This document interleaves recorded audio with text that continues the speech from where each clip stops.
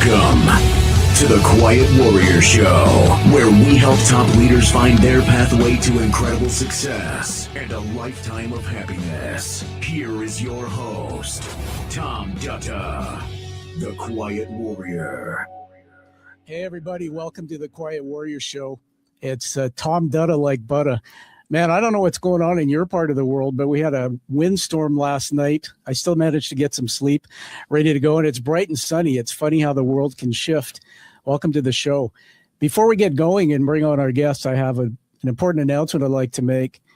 So here we go. We've recently been recognized by Million Podcasts, a global platform used by PR and media professionals to track the world's most impactful shows. I'm proud to announce that our show has been ranked in 3 categories. First, we have been ranked top 100 life stories podcast internationally.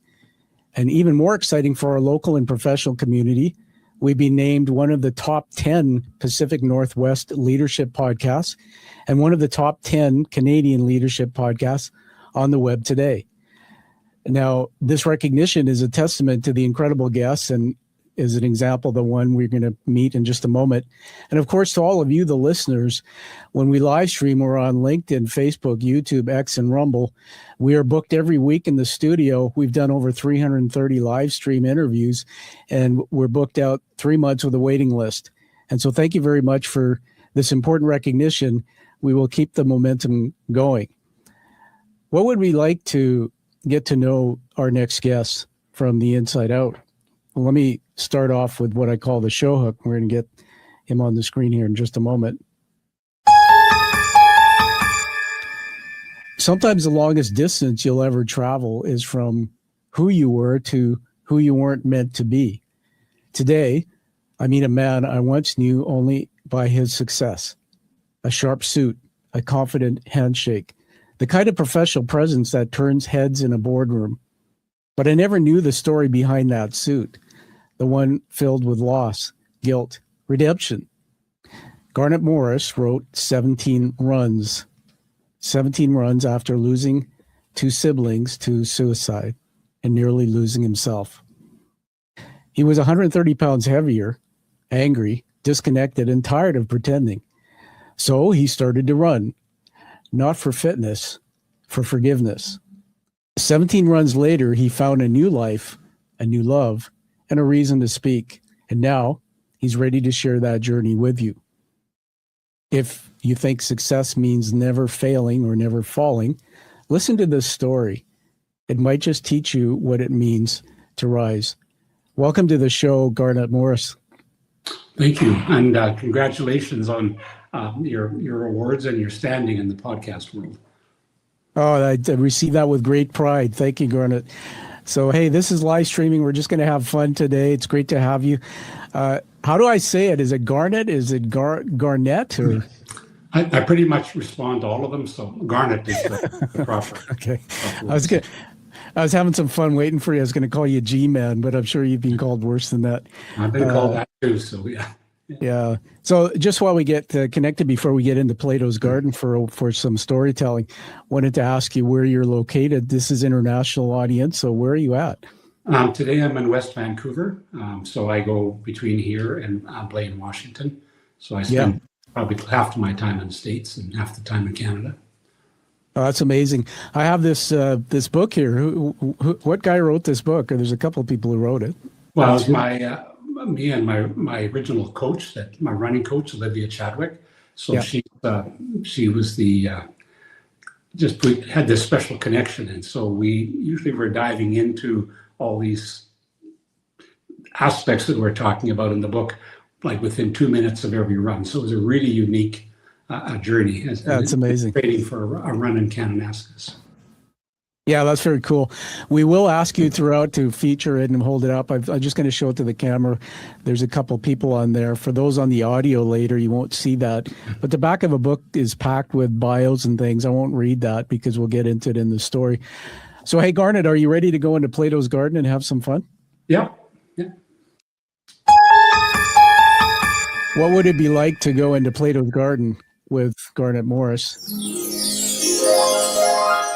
Well, here we are in Plato's Garden. Welcome, Garnet. And let me explain to the audience and yourself what this is all about. Plato, as you might know, was an Athenian philosopher during the classical period in ancient Greece, the founder of the Platonist school of thought and the academy, or from the Greek word academia. Apparently, Garnet, it was the first learning institution in the Western world. So what we're going to do today, you may not even know I'm doing this, but I explained it for this reason. We're going to be doing what's called critical thinking. And that means that rather than just talking, answering questions, we're going to weave stories through three different areas. The first one is macro, and we won't stay in this order, but macro, Garnet, is what was happening in the world around you that influenced the context of your work, so the global world. So, for example, if you had parents growing up in the Depression or you went through certain times in the world, it might influence your work. Second area is mezzo, what was happening in the industry or the sector where you've created your public work. And third is micro, and this is my favorite, Garnet, and it's all over your book. It's about you, the man. What was going on with you personally? And some of the guests I have take us right back to childhood. That's how fun it is. So we're going to just change the view on the screen here. So I'm going to throw out a question. We're just going to riff on it. So let's start with, why don't we start in micro? I'll call this the person beneath the persona. So you write that you were once angry, distant, 130 pounds overweight. What finally made you decide to stop running from your story and start running for your life? That was in Pearson Airport, late, plane landed late. I had meetings to get to. Yeah. Had a big briefcase, towing a suitcase, and I'm walking like the airport and I'm sweating like a pig, literally. And that's what I said to myself. And it just has to stop. Wow. And so I finished off the trip and I went home and started. Yeah. How many years ago was that? So Pearson, I know, is Ontario for the audience, Ontario, Canada, busy airport. How many years ago would that be? Maybe 30 years ago, 31 years ago. Goodness gracious.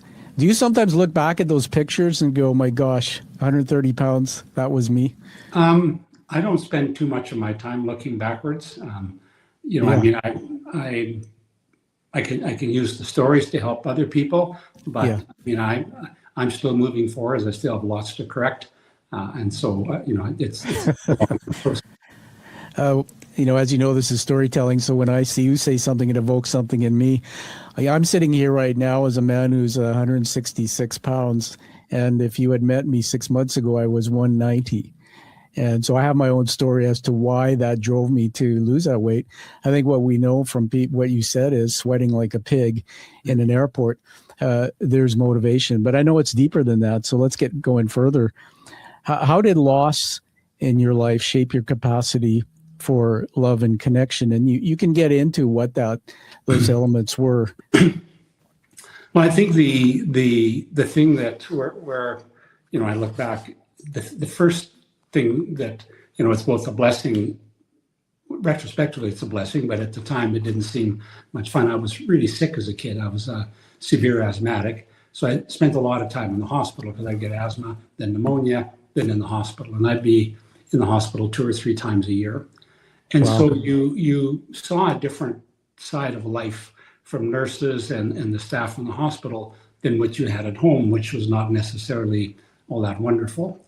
And so when I think back, like I can remember being taught how to make, and I call them nurse corners, when you make your bed, because when you're in the hospital as a kid, they make your bed. And so Yeah. I just carried all those things, through life. And I still I mean, I just can't not do it. Yeah, you're taking me back again. My father was a commanding officer in the British Army before we came to Canada, and command and control kind of dad. And he was addicted. He became a bad alcoholic. He died in 2018. I love him and miss him. But I was taught make your bed every morning, and I didn't understand the significance of it either until I realized from a neuroscience point of view, it was developing a habit to accomplish something positive. I'll send it to you later, but I found a great video by an American military commander, and he actually used it as a motivational talk he says, if you want to be successful in life, make your bed. So you've taught us something great there. I want to go back to loss. Now this book, hold it up there. I know you've got your copy. Just put it on the screen there. Read the title out, just out loud. So the Unbeaten Path to Unlock Life's True Potential. Yeah, I got one too, and you were so gracious to sign it. And I want to honor Olivia. She's not here on the broadcast, but we're talking about her work. What's with the cover? What's that supposed to be? Anything? So that's actually the Besborough Hotel in Saskatoon and the Saskatchewan River. Because that's sort of the setting. It's the setting of all these discussions we had, because we used to run along the river. Wow, it's beautiful, and the full jacket cover is nice, and you've even signed it, which I'm so honored. Is that watercolor? It looks like it was a watercolor painting. Yeah, we went through a few iterations before we came up with something that was the right colors, because the artists that were doing this couldn't actually picture what I think the color should look like in Saskatchewan. It looks beautiful. There's something about that green. You got it on the wall in the back too. It's very, very calming. Who were you writing to when you wrote this book? So Olivia had a son with severe heart condition. And so I met Olivia just as she was going through separation and divorce. And I had a real affinity for her son. I looked at him as someone who was fighting the odds like I fought when I was young. Yeah. And we hit it off right away. So he, just loved to hang out. And so I think he was 4. And so so I kind of dedicated it to him, or we did, because there's a lot of kids like that face adversity from the beginning. And I think that if they understand that it's something that actually can make you stronger rather than, be a reason to not do stuff, that I think that's the most important message. Yeah, no, thank you. I put another camera on the screen. I've got those who can see it, Garnet's book open here. I've got a little sticky note on it. I marked up this book, read it cover to cover, and I had marked this page. It says son, I think Keenan, is that the name of the son? Yeah, Keenan, yeah. I just wrote here, or over top of the passage, the Magnificent, Keenan the Magnificent, 17th birthday. And it stuck with me, and it was really neat that you put it up front in the book. Let me ask you to dig into, there's painful parts in this book, man, that you reveal about yourself. And before I ask you to comment, you and I met once before, or you and I met through business. Do you remember that? Yeah. And that's why in my intro, I talked about this sharp guy walking in with a suit. I didn't get to know you that well, but I was working with a friend of yours. And I just remember that you were very astute. And it made me think about this, and I'm going to throw back to you to comment, that we meet in life people who are wearing suits or wearing personas. We have this understanding from the outside of who they are, but they don't reveal their true selves. Many people don't. And when I read your book and all, I had tears. I was proud of you, and I am. But it told me a very different side of you, and it felt like I had known you for a long, long time. And I think that's the beauty of your book. So take us back into it. There was a mention of your 2 siblings. Tell us about that and how that impacted you. So I had a brother and a sister commit suicide 6 weeks apart. I'm so sorry. It happened 2 successive trips. I used to go to Toronto every other week. And so I was in Toronto. My brother committed suicide. I went home. I missed a trip to Toronto, go back to Toronto. The next time my sister committed suicide. And you don't really have time to react or grieve because, my parents, it was devastating to my parents. And so you just do what you have to do to get through it. And we had the same minister to do the ceremonies. The second ceremony, he was a little bit harsher about the selfishness of suicide. And so then, time goes on, and I go to a place called The Haven, and that's where I finally unwound all of the grief around the suicides and just, the feeling of loss of not having a family or losing your family. Yeah, gosh, there's not many times that I feel speechless, but there's not anything I can say other than I'm so sorry for your loss. How long ago was that? So I would have been in my 40s. So my brother and sister were in their mid-30s. Yeah, I see. And were there signs? I'm an advocate for mental health, as you may know. I've done a TED Talk about it. I had a brain injury, fell on my head in a bathtub 2018 and slipped into depression, suicidal ideation, and had done so much therapy over 5 years to understand how these things could come through the mind. Was there signs of that with your siblings? No. So my brother backed himself into a corner. He was not one who followed the rules well. And my mother really bailed him out and bailed him out and bailed him out. And he finally, he got separated from his wife. He wasn't paying child support, and the story was on and on.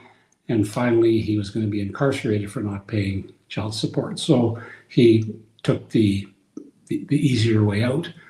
And then my sister, that was the tough one. She was with CRA. She was successful. She's a person, and she, I think, took it upon herself to take the blame for my brother not making the corner. And so there was no signs of her struggling anywhere, and she went and got painkillers and overdosed. And that's the tragedy of that one. And so you just, you just have to work through it. Sure. Yeah. Were you close with them in terms of relationship? My sister, yes. Not my brother, no, because there was no repairing that. And if you stay involved, you get dragged backwards with it. So we didn't have much to do with each other. But my sister was, a really just a solid person. There's just nothing going on with her that, and so she was next to me in age, a year and a half younger. I see. So there were just the three siblings, or did you? Well, no, I had my dad was married. His wife abandoned him with the little baby. And so I have a half sister. And then I was the next in line. And then I had a brother and three sisters. And so I still have one sister that I'm close with and another sister that I'm estranged from because her lifestyle doesn't fit with mine. So. Sure. No, thanks for sharing all that. There's so much to that story. I encourage everybody to get the book 17 Runs. We'll get into this in a deeper way in a moment. There's a lot of your memoir that's in that. How hard was it for you to decide to write a memoir that was that revealing about these things?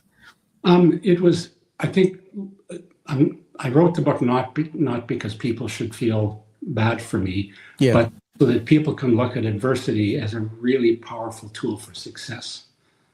And it's when you start to think of adversity from that context, you can really start to move ahead. So, it was a series of coaches, a series of people that I met along the way that started to shift my whole focus and my whole philosophy around getting through life. Or not getting through life, enjoying life, I guess. Yeah, when I met you, and it's a long time ago, I thought you were enjoying life. I had no idea that this was. I remember though there was a friend of ours, I won't mention his name for privacy, who once introduced you in a boardroom I was sitting in and intimated about your life and what you'd been through, and I never realized all of this. So thank you for sharing this with everyone, Garnet. In the memoir, or you can comment and correct me, there was this comment about anger. You were angry. What was anger in you about? Were you shaped well as a child? Was there something else going on? Was it the loss of your siblings? And then the question around this is, what did forgiveness look like for you? Was it physical, spiritual, or something else? So my mother struggled raising a child that was sick. And so my home life was not amazing by any stretch of the imagination. I cover a bit in there, and some of it, like I have almost no recollection of my childhood, but my half sister, until she was sent away, did, and she gave me a good understanding. And so the anger that you kind of have is inside you. It's not like I was never abusive, aggressive, any of those things, but it's more kind of an anger at yourself, I think, or it's kind of hard to think. So I went through a couple of really transformative things. One was in business, or probably two different things at the same time, joining Strategic Coach, and the other one was meeting Willie Fournier, who was a consultant from Montreal, and he worked with a lot of First Nations. And so we were working with First Nations at that time with pension plans. And he really dug into values, and I started to unwind all of the stuff. And Yeah. then from there, I went to counseling and just different things and started to sort it out. And the Haven was kind of the last piece where, they really let it all out. I really let it all out. And since then, it's been feeling quite transformed. It's an incredible story. Certainly, when I think about it, I try to put it in blocks of time. So where the transformation started with some of these conversations, you mentioned them just to us. How long ago would that be? Roughly? So it started at age 40. So I have my best fat person picture, which was in I guess November in Lake Louise. And there's a picture of me with a cigarette hanging out of my mouth. And looking a little bit like a Hell's Angel, and my eminence is my bigness, I guess. And you have the Lake Louise Chateau in the background. So that is the picture before the transformation. Wow, what were you doing at Lake Louise? Smoking cigarettes because my kids wouldn't let me smoke in the hotel. Hey, dude, and listen, man, that Lake Louise has a big part of my heart. I haven't been there for a long time, but my wife and I, when we were engaged, I live in British Columbia, as you know, and we were driving in. Anna and I will celebrate 30 years in January. She's from just outside of Rome, born there, Italian, but being a Canadian. She's in the banking sector. That's where I met her. And we were in a rental car, driving to Lake Louise, believe it or not. We were driving just to go stay for a weekend, and proposed to her on the side of the road. I wrote down the mileage thing there. Can't find that, but we went, and the most memorable thing about that hotel, and you can comment anything you want on this, I was stunned by the lake. It was frozen, and they put us one night on a horse-drawn sleigh and took us around the lake. They gave us blankets. It was cold. It was lit up by the moon, and you could hear the ice creaking. And then they said at the end of the lake, when they got out there, these are two Clydesdales type horses, and there's maybe 10 of us on the sleigh, right? It's like, when we get to the end, we're going to get you all to get off while we turn it around. When somebody asked why that, and they said, well, if the ice cracks or something and we lose the sleigh. And I was like, but I never forget it. It brings moments. So I'm going to challenge you. You were there smoking cigarettes, but in that beautiful place, was there a moment or something memorable that left a mark on you, whether it's visual or something? No, I can tell you what left the mark. That's just the best picture I have that represented me at the time. When I decided to change my health, I went to a doctor in Saskatoon. It was a locum, just a temporary doc. And she said, well, Garnet, I'll tell you what to do, but don't expect me to be your mother. And that was a transformative comment. It was a little bit humiliating, but it was really, really an interesting thing. So, amazing. Let's take a bit of a turn into Mezzo, the sector and the systems we operate in. I call it that as a theme. And correct me if I'm wrong, because this is what I knew from before, but you lead or led. I know there's other business things you're involved in, but you lead a successful financial service company. I think it was called Targeted Strategies, or still is. How has your personal journey changed the way you lead and relate to clients now? So I basically sold out Targeted to the staff, and I'm quite active in the U.S. in different segments, and a lot of other segments. But what the thing that I really want to focus on, and we talk about in the book, are values. And so now I give talks on values to young people, because I think that strong values are the keys to success. So that's where you get your resilience from. That's where you get, this ability to overcome, the ability to be honest and at all costs. So that was the really transformative part, as part of losing weight, is that being honest with yourself and not. Yeah. Let me ask you, if you grew up, we have some parallels. So my father left home when I was 12, and my mom and dad split. I lost touch with my brothers. I had two brothers. And are values and belief systems generally shaped in you, in your opinion, from your first 5-10 years? If you lose that nucleus, how does one create values? Is it a picture on a wall? Because I just want to say this provocatively, that when I go into businesses, sometimes and I come from as a CEO pedigree. Sometimes you see value statements on the walls, and I always shake my head and go, somebody made those up and they want me to embrace them and understand them. I didn't have an input in them. I don't even know how to visualize and act them. So just talk more to us, because your book does a good job on this topic. Yeah.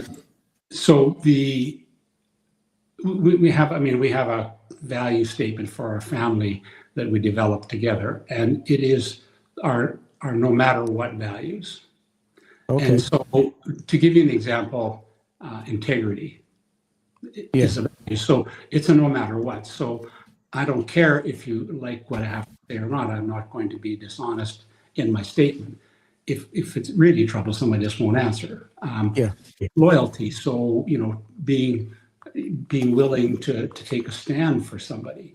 And so that's our family value. So if our friends are in trouble and they're loyal as well, then we'll take a stand for them. And we have, and we've helped lots of people, and so forth and so on. So the values that we have are what drives you every day when you go to work, when you start a business, when you look at investing in a business, all of those things. And I think that you can develop them and hone them and improve them every day. I see. Yeah, it's wonderful. Let me just put the camera back on the screen here. Actually, before I do that, Garnet, hold up the book again, please, because we're going to use this to feature when we release it. Yeah, there it is. Love it. Great cover. Thanks. I'm going to put another camera up for a moment. So I'm on, you obviously know it inside out, but on page 68, everyone, in the book, the chapter's values are the core of a prosperous life. And there's a really cool saying there that stood out. It's a quote. It says, you who are on the road must have a code you try to live by. And then it says, teach your children, Crosby, Stills, Nash and Young. I love that. Were you a music fan, or was that just something? I loved them as a band, and lots of others, but that song in particular resonated from the time I heard it. And really? It still brings tears to my eyes when I hear it. Yeah, I love it. So let me talk about ask you to talk about the structure of the book. I'm a published author, so I understand structure is important. Why did you write it the way you did? And what people won't know until they get it, and I want them to get it, is there's little stories from both you and your co-author throughout. Just talk about the structure, and then there's the word number 17 means something.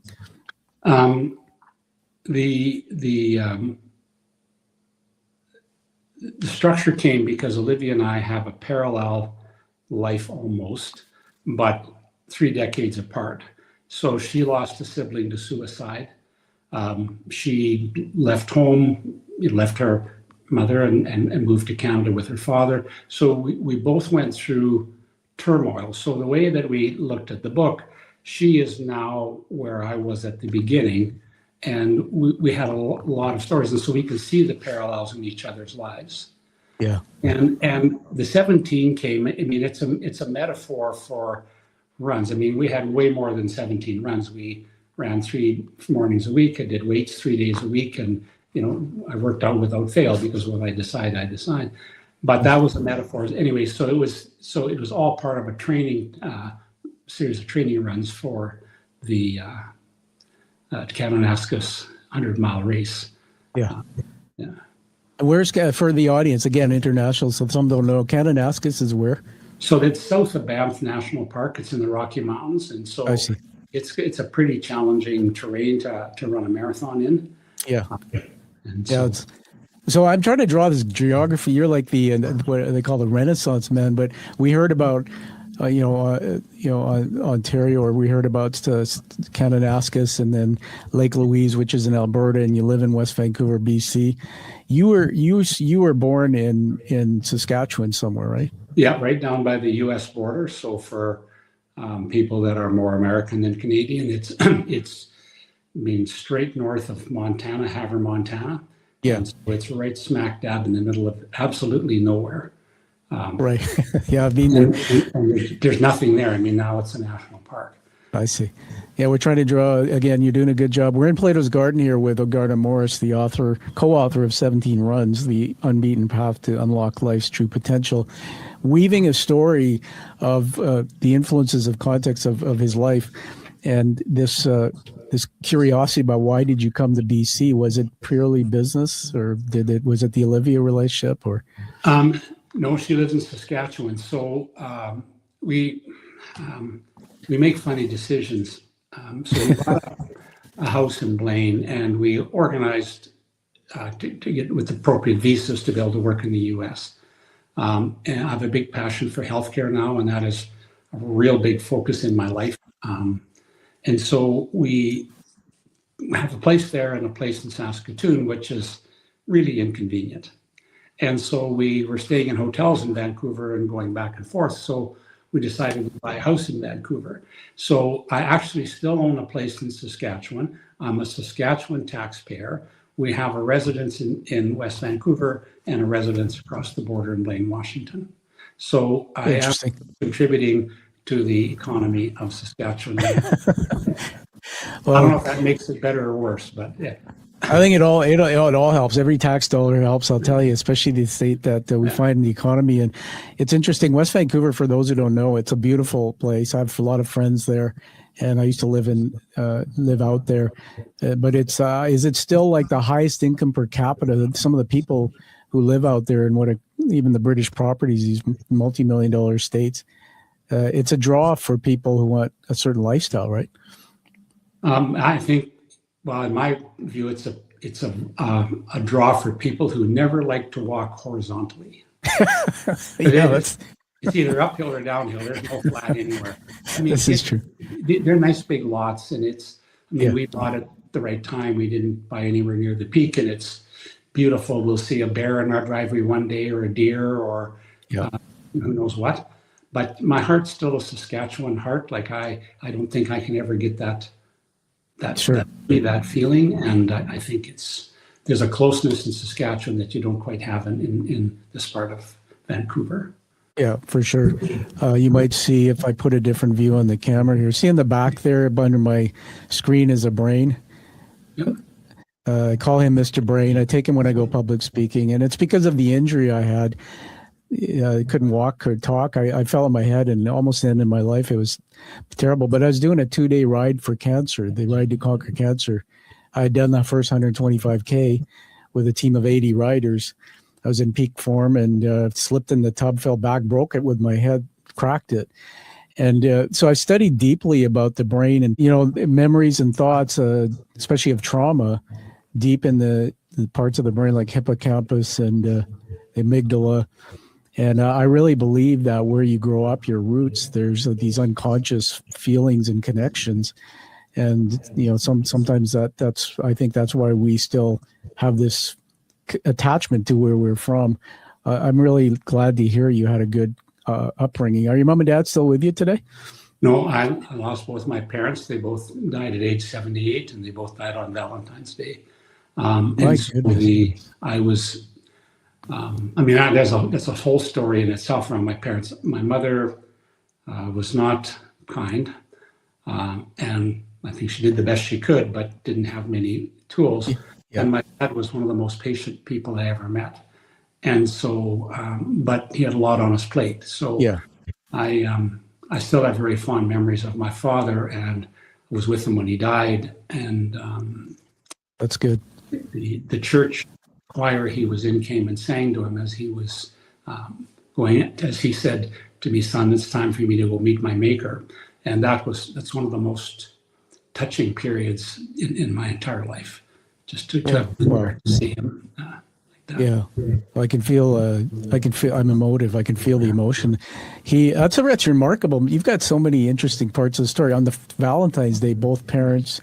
So that's quite something. What did Dad do? What was his profession? He was CPR agent when I was young, and then CPR was closing all their stations, so he went to work as a credit union manager, and so that's what he did till he retired. And then he worked. We had hotels at the time, and he worked there.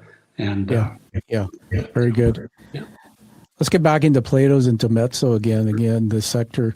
What does emotional wealth mean in an industry that measures everything in dollars and returns? Well, I mean, I still spend a lot of time thinking about this and a lot of time talking about this. And so I think that we have to be, well, I'll give you a saying that is sort of the root of what I think. So it's from Thich Nhat Hanh, and he says we're all perfect the way we are, but we have room for improvement. And so if you don't become bitter because you're not happy with the state you're in, and you don't make an excuse for it, but you just say, well, I am what I am, but I can improve. So I got years of counseling from the Buddhist perspective from a counselor in Saskatoon, and her whole thing was, but Garnet, it's today. What are you doing about things today? And so, I learned to start to always be moving forward, to always be positive, to look past the things that need to be looking past, but never to make an excuse for myself for not doing what I'm supposed to do. Yeah, I'm sure you've had feedback from people that you're a remarkable person to have that mindset. I think that of you just from reading the book and hearing you. It's very hard because of the negative bias a brain has to stay positive. I feel that from you, especially after everything that you've done in your life. You mentioned this strategic coach, and I thought about this. And has vulnerability ever been a competitive advantage for you? And in strategic coach, I remember they use the term unique ability, but would you see that as your unique ability? I'm definitely an empath or a vulnerable person. And I think that the phrase that I've used to describe it is you have to earn your way out of my trust, not earn your way in. So I start off by trusting you, but I'm very intuitive. If you're dishonest, you just won't be part of my life. And I think that by having that philosophy, when you meet people along the way, they instinctively feel a connection to you because they're not doubted at the outset. They have to earn that doubt. And so I know I'm very, very introverted, but I know literally thousands of people, and I've built so many interesting friendships around the world. And I think it's because I start off that way. Yeah. There's definitely, that's a gift. I interviewed a doctor of psychology recently. You'll see her on my show. It'll be released at some point. And she talked about hypersensitive people.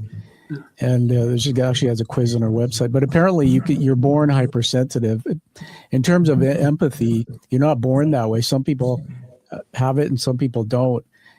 But I did some research on this in my doctorate I just worked on, and they say you can teach somebody to be empathic if they're not naturally. So for example, you can show them a situation that here's somebody who slips on a banana peel and falls down and hurts their leg. This is what you do. You put your hand out, see if you can feel them and help them.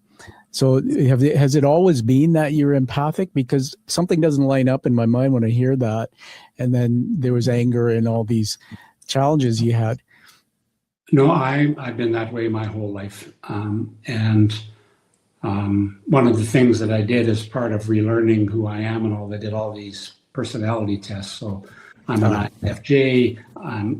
Empathy is my number one in Strength Finder. Anywhere you go, you find that resonates. And I mean, I used to try to take something to the teacher every day at school in grade 1 and grade 2. And if I forgot, I'd go racing home. I couldn't go to school because I was worried how the teacher would feel if I didn't, and so I can trace this back to when I was interesting. Yeah, I'm glad you clarified that, because I think we have to honor you with the amount of self-development work you've done. I'm impressed that you've done personality science. I'm an ENTJ, I think, in Myers-Briggs, and I have what's called a blue personality, so I live through intimacy. All right, are you having a good time so far? Can we keep going? I enjoy this, and okay, awesome. I love talking about personalities. And yeah, nice. So you always said Strength Finders. That's one of the things that I've learned I had to do myself is find my strengths and limitations. And so, what's one of your greatest strengths, in your opinion? I think that it's the greatest strength, but it's also conundrum. So empathy, drive, and my other one is ideation. So I'm not creative, but I'm really good at putting disparate ideas together. So that was how I was successful in insurance. That's how we view things in our businesses now and in healthcare and all that. And it just means that everything has a place to fit with something else. And Yeah. so you'll meet a person and you think about how they fit or where they fit. You see an idea, so you'll see. So I'm studying robotics right now because I'm trying to understand what's going to happen with robotics. And you start to see how, oh, you start to weave the ideas together, and it makes life really exciting. Yeah, you just actually just described again Plato's Garden, which is I read a book by a fellow named Timothy Morton, and he talks about the mesh, how meshing together all our thoughts. So I can think about the sky above and the ground I'm standing on, but critically think about all those thoughts and find the way they mesh a deeper meaning. You seem like a very highly curious man, a very highly intelligent man, but very curious. I think that's definitely a strength. Let's get back into Plato's. I'm just going to talk about the global perspective. So the book, I correct me if I'm wrong, but the book was born out of grief and grit. That's my words. What does it say about how we define masculinity today in the world? Oof. So I don't actually think about males and females in a lot of ways. So if you look at my executive team, predominantly female, high achieving females, I'm very, very aware of ego, and ego is not something that has a place in my world. And so I like people that can really work together. And so I think that masculinity is like trying to describe weather in a sentence. Like it's like I'm a guy, like so that's fine. I'm masculine because I'm not feminine, but and then what? And so I really look at people again. The ideation thing is, what is it that we can accomplish together? Yeah. And I don't like the things I see now are disturbing. Interesting. Teaching moments right there with Garnet Morris, everybody, about masculinity. Come back and listen to this segment. Here's the thing I thought about. My brain went on a journey that I've worked with a lot of women and obviously men. I'm married to obviously my wife, who's a manager in the banking industry. And I've discovered throughout my career the term transformative and transactional leadership. And I believe that women do this really well, better than men. And I've said this publicly, even when I ran my companies, that women use the part of themselves that's emotion. They can connect to you in different ways than sometimes men, because we're taught don't cry, don't be tough.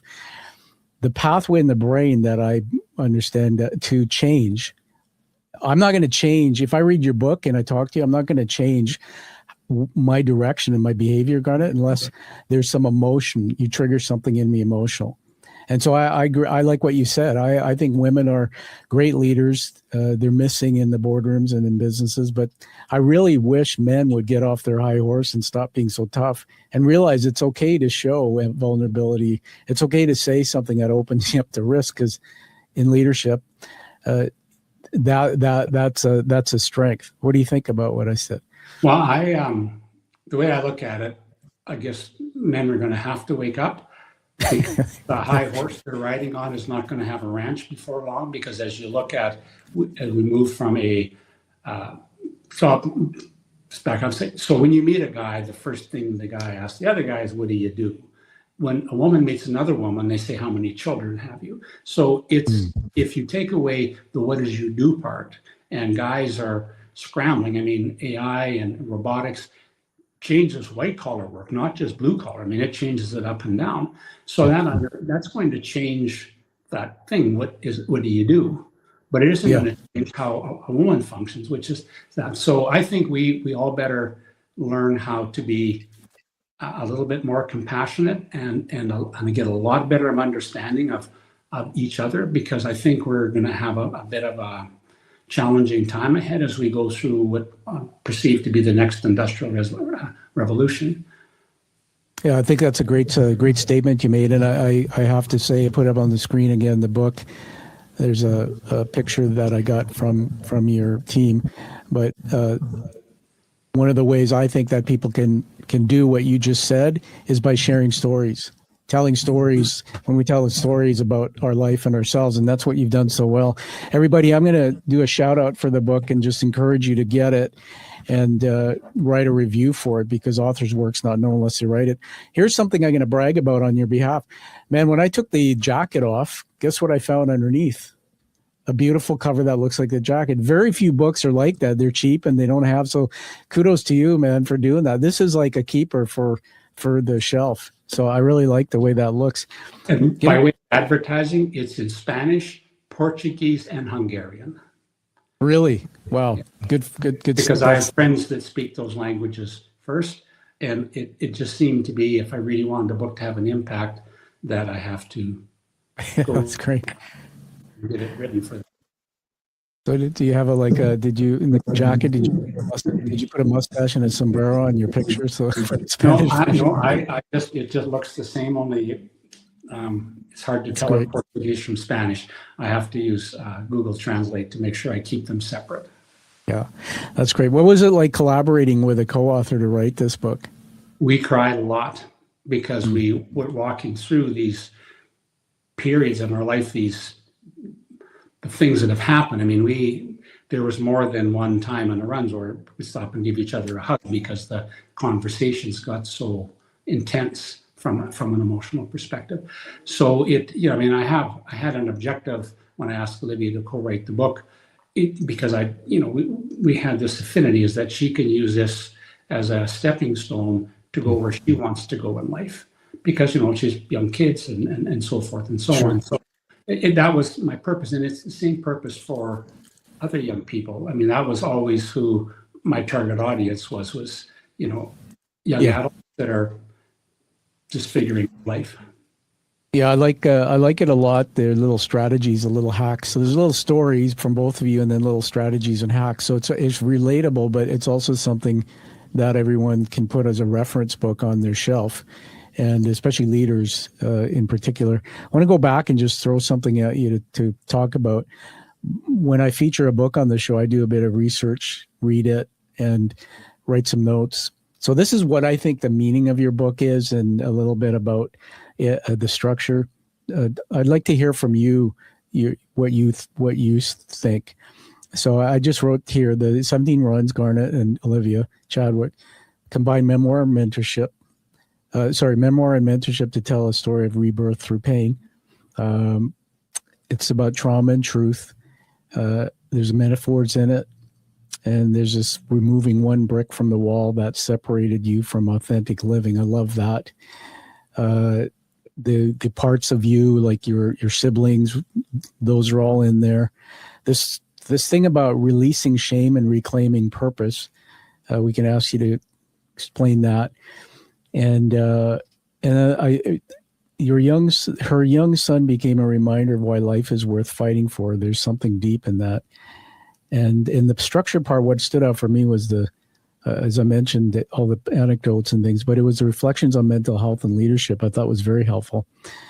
So just anything you want to say about what I said, tear it apart, correct it, anything you want people to know about the book further? My passion is young people.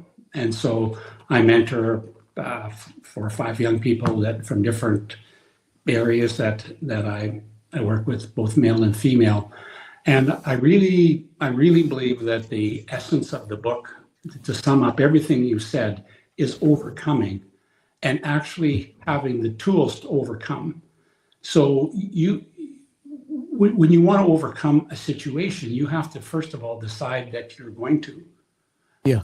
And then you're going to have to decide what tools you might need. So I would have got nowhere had I not met the coaches in my life. But at the same time, I had to decide I was humble enough and to be coached, because I didn't know everything.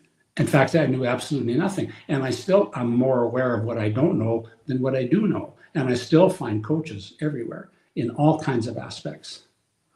Yeah, thank you for that thought. I think interesting about coaching, I've met people who love coaching, and then I've met other people, particularly at high levels of leadership that I've met. And I was one of these where when I first I worked for a Canadian company around as part of an $8 billion market cap insurance company. I don't know if you know that about my background, but the company was global. I ran the Canadian side of it. And they offered me a coach as part of my integration into my team, and I didn't want it.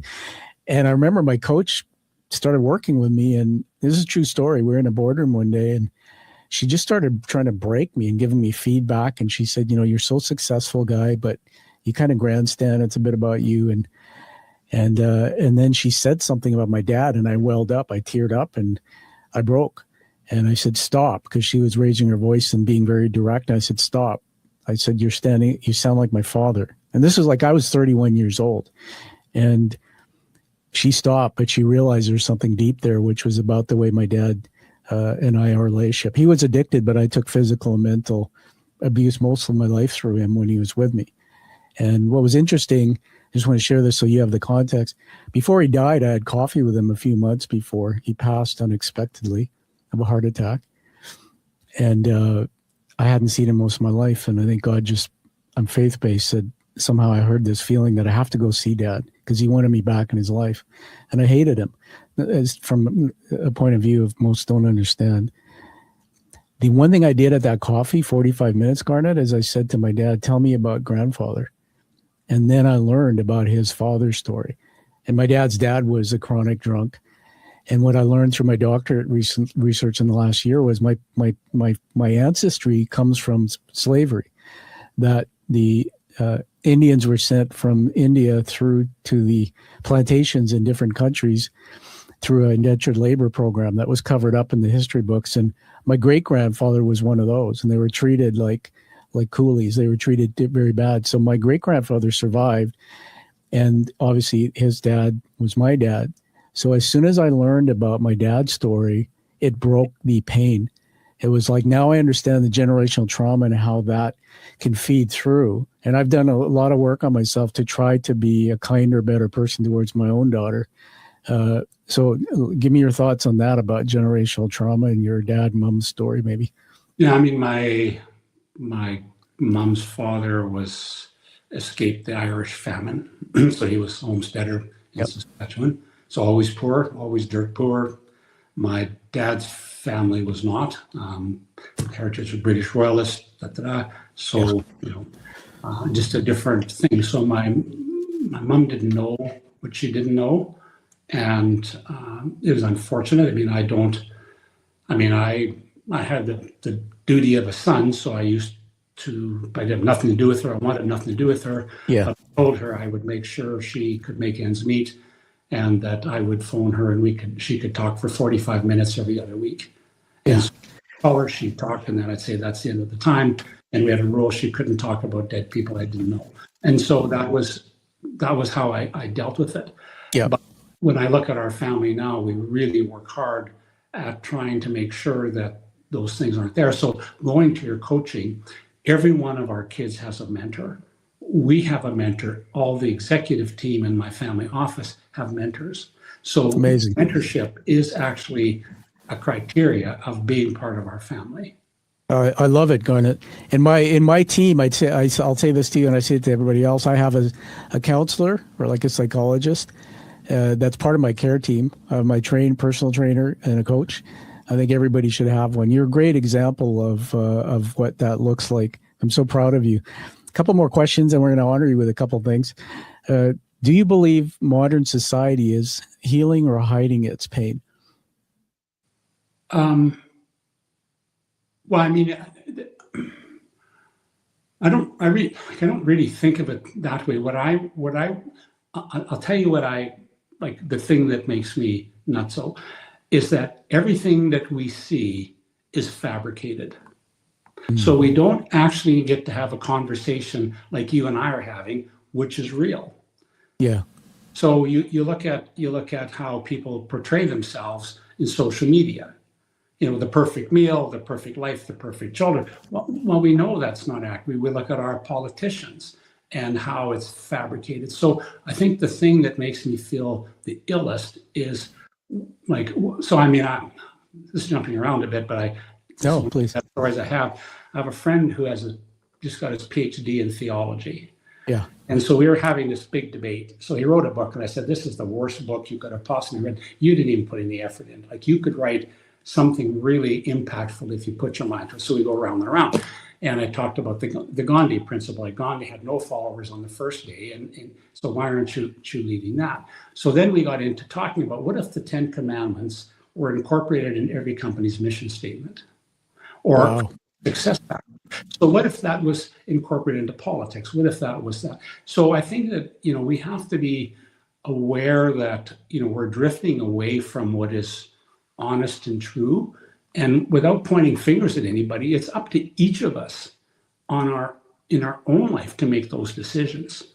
And so that's going right back to the value statements and integrity and honesty and all of those things. And I think it's incumbent on each of us to go there. Wow, there's so much in that. I'm just going to turn around and get something here. Mentioned 10 Commandments. You see the stack of my books in my studio if I go like that. Mm-hmm. These are all authors' books, and by the way, yours will be right there for the rest of my history of my show to honor it. But I found this, particularly later in my life when I had my brain injury, I had to find a way through it. But what you triggered in me is what this book, reading the chapters or the books in this book taught me, and I'm not very sophisticated with explaining it, is how to be kind, how to love others. They call it walking in the Word. But see, I didn't learn that growing up as a kid. And many kids don't learn that. You have tough parents, or you have circumstances, or you lose a parent. And this was part of my mentorship, as well as what you were saying about coaching. When you say you coach youth or kids, how old would that be roughly? So 19, 22... Okay. 30, 45, wow. Like various, and so and I'm just taking on another one. So the thing that I get, so I have a coaching young lady from Scottsdale, and she gives me great hope for the future. Just tremendous level of drive. Yeah. And I coach a couple other young men, and they give me great hope for the future because they're very focused on one. Sure. Designing devices to detect heart disease. Like they're accomplishing things in the world. But then I say, well, how do we hold those kids up as examples for the kids that are just drifting? And how can we make a difference? So I'm speaking at a big event in Boston, in June, to 4,000 kids that want to become doctors. And the whole purpose is to talk about resilience and how you need to develop resilience to go through life today. So I'm really going to go kind of all in to try to help young people just learn the basics of, how to get through the tough corner. That's how do they come to you? Do you do people refer, or do you seek them out, or? No, they phone me. I mean, I get a few people. And of course, yeah. I mean, when people dig in really to who you are, I know the background of your life and career, but a lot of people. This thing about identity, I just want to touch on this because you triggered it. I mentioned my doctorate. I actually just submitted my thesis in July, and I'm being examined in February. I never thought I'd be doing something like that after what I came through. But my thesis is called The Quiet Revelation, Uncovering Identity in a Complex World. And I spent a lot of time digging into what personas and masks we wear. And that's why you see my studio, some of the artifacts around, there's these images of masks. And what I really loved about something you brought to our attention is it's very true. I talked to my daughter about the social media aspect and how people, they're performative and they wear these masks, and social media and podcast hosts, they never show their true self. So I want to say this to you to honor you, that what I learned is that when we can show up authentically as our true selves, meaning reveal, share what we really are, take off the mask of the Garnet financial guy who's got this and that, I can see you. And when I see you, I can see myself. So the more I learn about Garnet, the more I learn about myself. And it's such a gift the work you're doing, because if you don't do this kind of work, so these young youths who are you're mentoring, I can see that, because you're a guy who can show up and read the room and see people in a way many can't, because of what you've you've gone through. What do you think about that? Well, I care, and so I can tell you that each of these kids has earned my respect, and so I am all in when I mentor them, and I'll Awesome. have tough conversations with them. So we will dig right into values, and I'll ask them flat out, "Have you ever lied?" And I'm giving a talk on Friday, and it's one of my slides. Have you ever lied? Well, everybody's lied. So that makes you a liar. Now, are you still lying? Or have you made that change in your life where you don't lie anymore? Yeah. Because if goodness. you don't like the feeling of being called a liar, then like think about that. Yeah. I think we're born liars. Hey, have you ever told a lie? Nope. Oh, I just lied. That's right. I got to put something on screen here a minute just to show you. You mentioned something about AI and robotics and things. So there's a new segment I'm trying out, not with you here, but I call it critical thinking with AI. And this was actually something I just created, this image. And so I want to remove that. I'm a big fan of using large language models. People don't understand it, but I'm a fan of why they're there and prompting it to help me with things. I'm going to share a screen with you and show you something and then get your comment on it. Let me just put it up here. So I use AI to ask questions. Like if you were here as my coach, I'd talk to you, but otherwise I'll use AI to mentor and coach, and I'll challenge it. So I put in here running. What mental health benefits are there in running? And so, this kind of some of the things came out. Well-documented mental health benefits from running.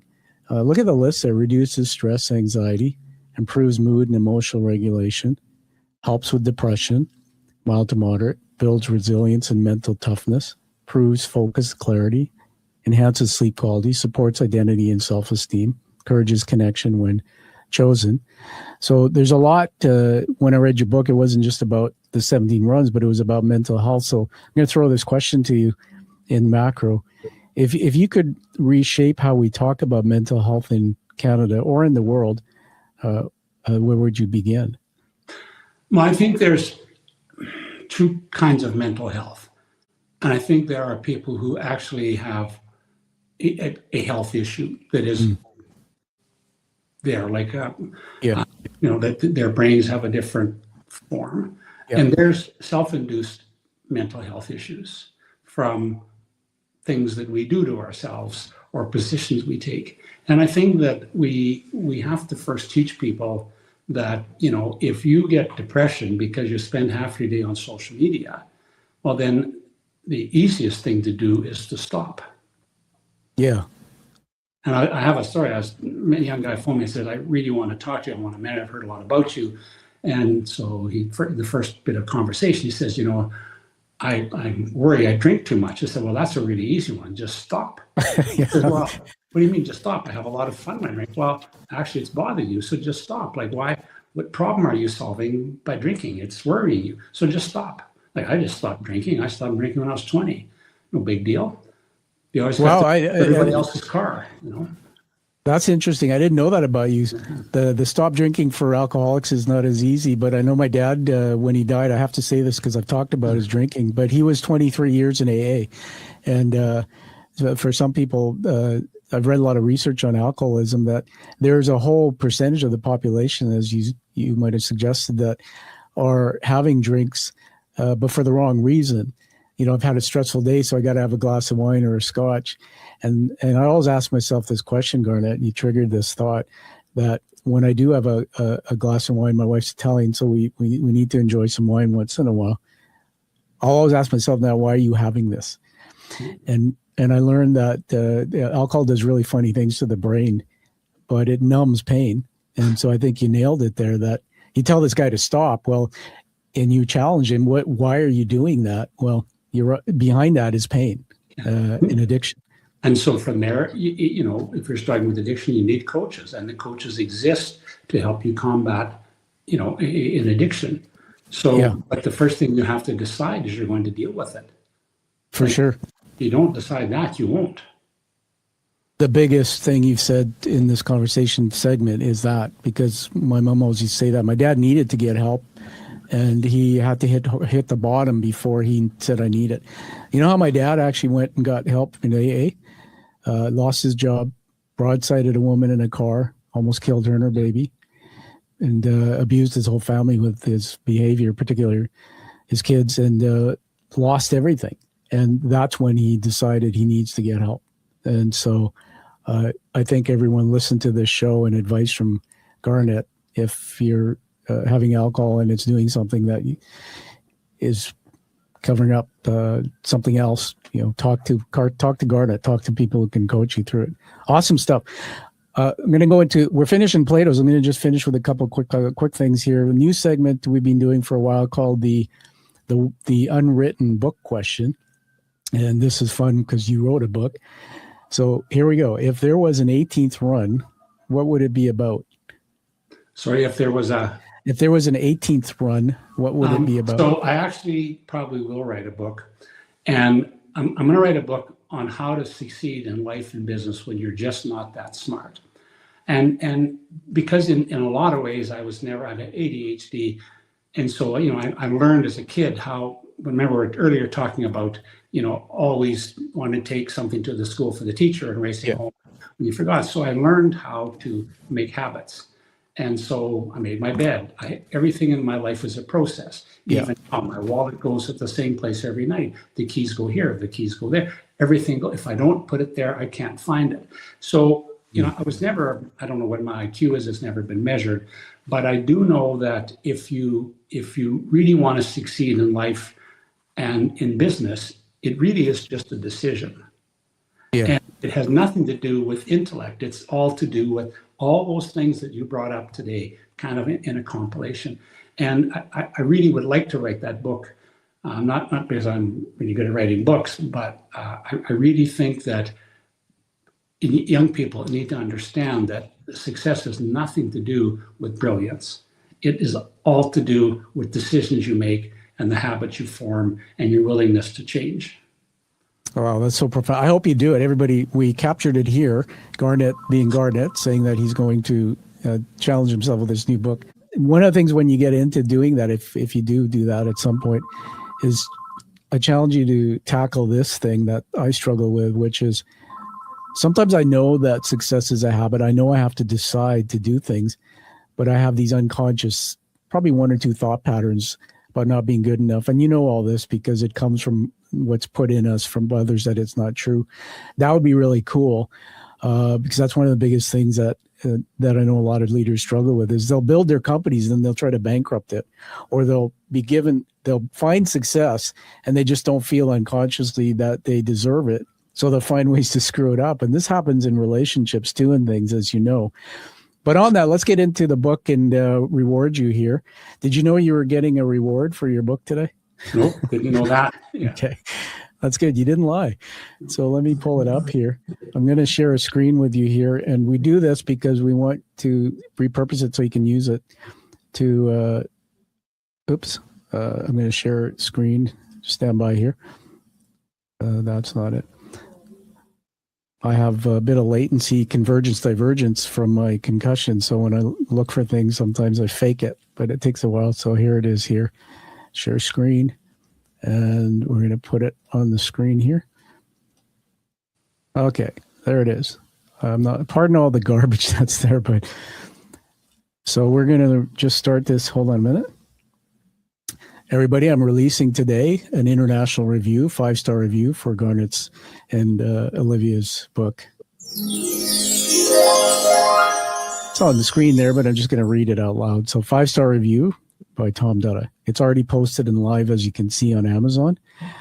Title of my review, A Run Towards Truth, and the best book you'll never read the same way twice. 17 Runs isn't a fitness book. It's a mirror. Garnet Morris and his co-author Olivia invite us to lace up and confront the weight we carry, both seen and unseen. I knew him once as a sharp business mind, but this book reveals a man rebuilt by pain and grace. Every chapter feels like a run through memory, sweat, tears, and truth. His willingness to talk about loss and mental health is a service to every leader who thinks they must hold it together alone. The writing is raw and honest, yet crafted with hope.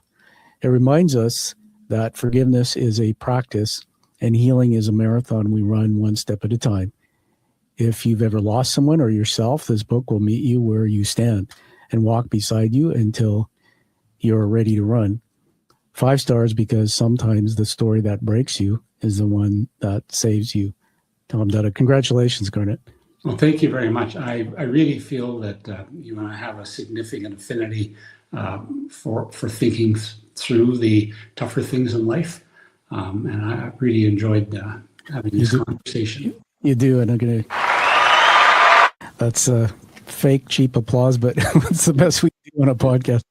All right, and the last thing before we get you to have the last word is we're going to honor you with an award. So if you've seen my other live shows, you'll know about this. Let me just put another camera on the screen here.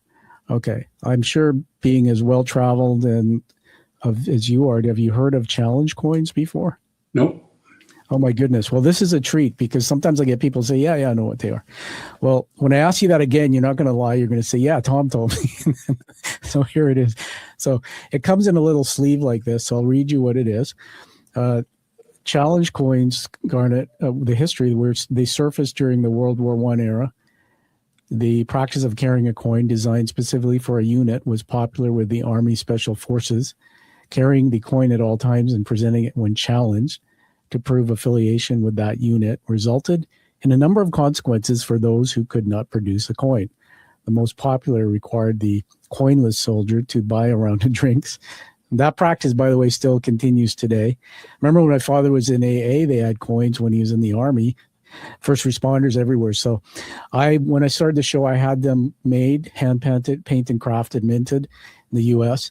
And I said, I want the people who come through the show, as you know, I vet hard. You can't get on my show easy, is the 1% in the world who have taken something, transformed themselves, and went out and made a purposeful impact in the world.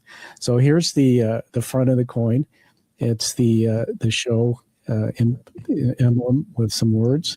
But the back is, I'm biased, but it's my treasured The Hero's Journey narrative by Joseph Campbell about the journey we take that you've been on, really, where you go and experience pain, but then go seek and find and come back as a shaman, a guide, a coach to help others. So welcome to the Quiet Warrior community. Well, thank you. And what is your PhD in? You didn't say that part. I mean, it's, what's the... Yeah, so it's a doctorate. And let me just remove this off the screen here. And it'll be in the repository when I hopefully graduate, and I'll get you a copy.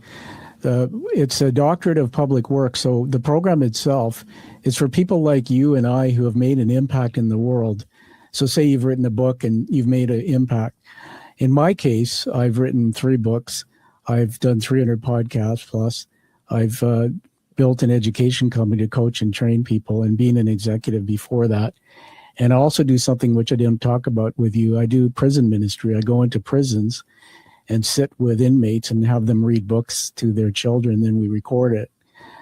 So what you do is it's transdisciplinary. So you basically will take your public work and then they'll mentor you, the professors, but they guide you and they allow you to go transdisciplinary across disciplines and research. So my research is rooted in psychology and neuroscience, psychotherapy, a little bit of science. And so what I'll do is I've read 230 articles and books, and I'll read something. It's really hard, especially with the cognitive issues I had.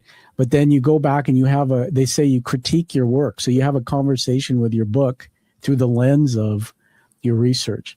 And what's come out of it is a thesis on finding identity in a complex world. I'll reveal it to you that I've come up with a new framework that I'm trademarking. I might want to get you to mentor me and talk to me. I don't have a mentor this close, but it's something I want to bring back into my public practice that I think could change the world in educating and leading. So I have a thought for you. So you've mentioned the fact that you had an accident. You endured significant damage to your brain. So in my world, I always look at what gift did that give me? And so it really seems to have given you the desire to overcome and to do really challenging things that push your skills right to the end. And that's where I am in life. And I mean, we've got some projects that we have undertaken and made promise to people that are, crazy hard. But I think the one thing to keep us from aging is to continually do, like you're doing really hard things and really pushing ourselves to not just sit back and take, and we need to do that now. There's never been a time where it's Yeah. so needed. So congratulations on that. Well, thanks, Garnet. It's wonderful. I appreciate that. So my exam, if 4% professors are going to challenge me on it, it's in February the 12th. So if you remember that date somehow, hopefully Valentine's Day, I'll be in love with my work again. It's been fun, but I'll keep in touch with you on that. I'd love to sit down over coffee sometime with you too and just brainstorm, because I think we would have a great conversation. So if I was in front of 4 professors, I would ask them what they're doing in life that's hard. I love it. You know, that's interesting. You gave me a gift, because I get 30 minutes to present in any way I want. And you can interact. They say don't challenge them, but you can interact with the question. You're a smart guy. All right, my last question to you, and this is a segment called The Warrior's Torch. And the last guest, whose name was Chip Higgins, and from America, he was a career banker and then created his own platform for teaching small business people. Very interesting story of his own. You can find his interview. We asked him to leave a question for you. And this is the question. And then we're going to get a question from you offline for the next guest. So let me find the question here. You may have touched on some of this, but just anything you want to say in addition. So here it is from Chip. Is there an event or experience that unexpectedly changed the course of your career? Yes. And I can tell you what it is. I mean, there's more than one, but the one that jumps right off the page. I met the CEO of the Mississippi Hospital Association. I was introduced to him by another friend that I'd met in Mississippi by pure coincidence from somebody I know in Lexington, Kentucky. And when I understood the challenges of living in Mississippi, I came up with a plan to launch a campaign to help everybody in Mississippi eat healthier. So we are underway, and we put together a team and stuff like that. So I mean, I'm being transformed on an ongoing basis. So I tell people, you know, I'm 71. I have no short-term memory. So everything I do in life is based on what happened today. That's awesome. I can give you another round of applause. There you go, Chip. I asked Chip to watch this and see it back. So that's very cool. Again, it's an example of what you said. You're always thinking and doing things to make the world better. So that is cool. I can't wait to hear how that project goes. Before I ask you where to get a hold of you, you talk about your team.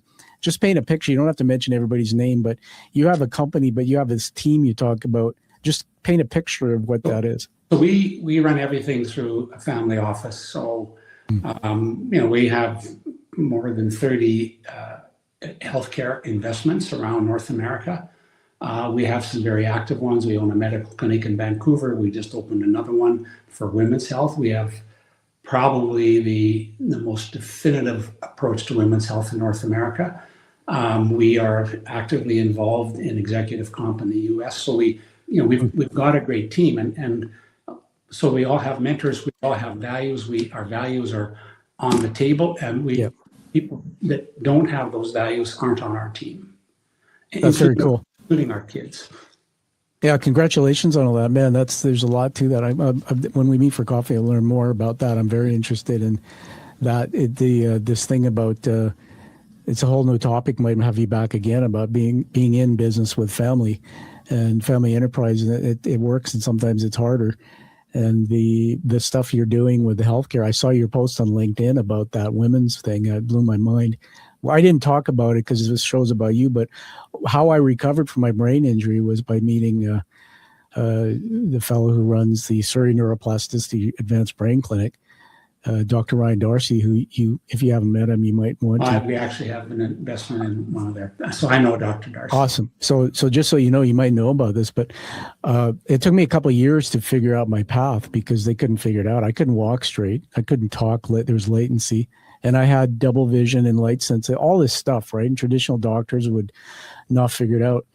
I was doing my TED Talk. I did it February 2020, the Bell Center for Arts.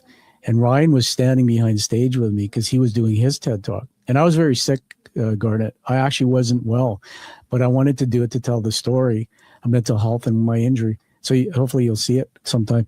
And he looks at me, he goes, Dutta, he says, Tom, he says, I know your story. You should get your butt into our clinic. And I dismissed it. But then when I looked into it, they used advanced technology to diagnose what was going on in my brain. And then they used a electronic device, a tongue depressor that accelerated neuroplasticity of the brain. And it's remarkable. In 22 weeks, I was walking straight again. I was talking faster. I was standing on one foot. And I learned the power of how the brain can actually retrain itself. We have it till we die, neuroplasticity. So I love the work you're doing with healthcare. And it's cool that you have a connection to Ryan's stuff. Well, I know what the Pons is, and I know we have. Yeah, that's what I did. Clinic yet. Yeah. Oh, it's amazing. Well, we'll talk about that. On that note, where can people get a hold of you and your stuff and your book? Anything you want to leave us with? Yeah, I think my email address is garnet.morris.personal@gmail.com. It should be, you're free to give that out. They can reach out to me and I'll respond. Always happy to talk to people.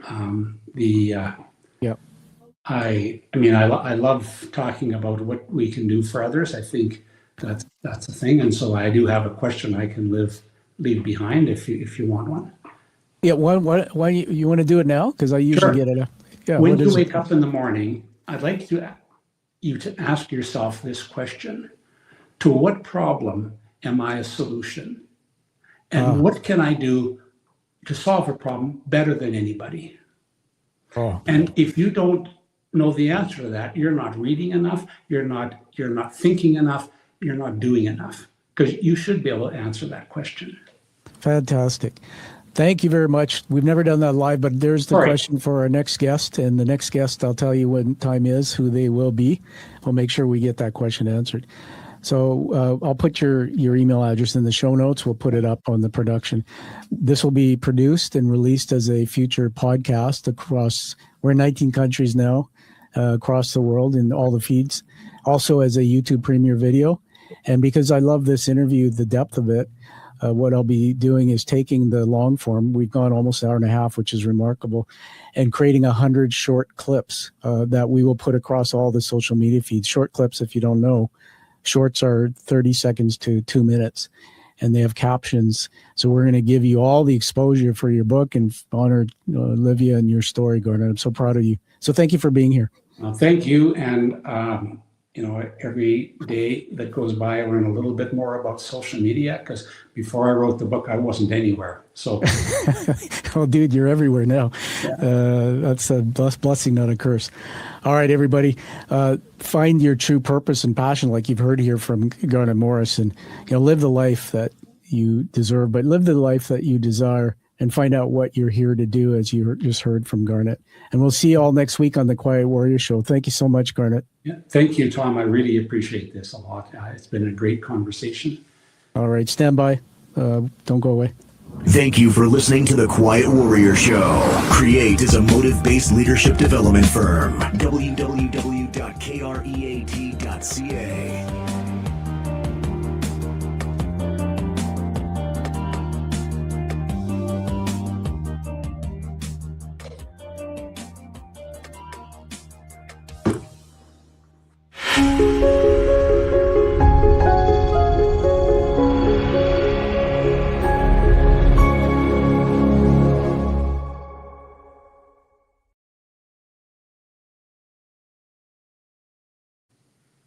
I'm just ending the stream now. They can still see.